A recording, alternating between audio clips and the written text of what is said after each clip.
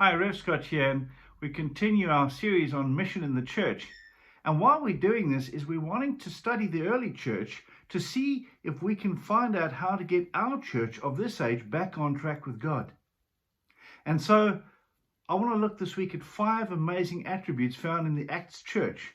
And the first one is this wonderful Christ-centered community was one where there was an outpouring of miracles, signs, and wonders. Acts chapter 2:43, all came upon everybody because many wonders and signs were being done by the apostles. And it was such an incredible time. Apostles were getting freed from jail.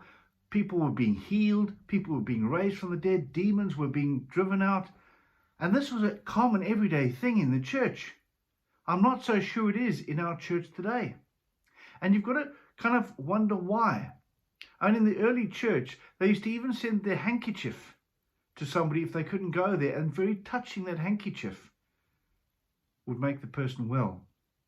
And so what's missing in our church? And I would say, essentially, we live in a very cynical age. We're trying to understand everything. And if we can't understand it, well, then we can't believe it.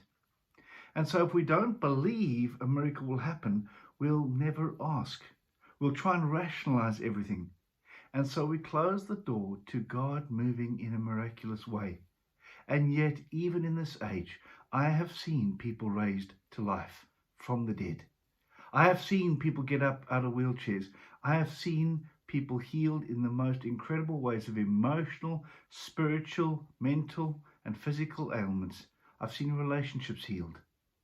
John chapter 14, verse 11 says this: "Believe me that I am in the Father, and the Father is in me. But if you do not believe, believe because of the works themselves."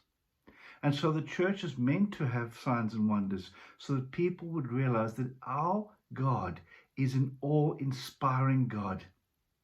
And they can trust that same God with their whole life. And so we, as a church, need to become that community that is so focused on holiness and God.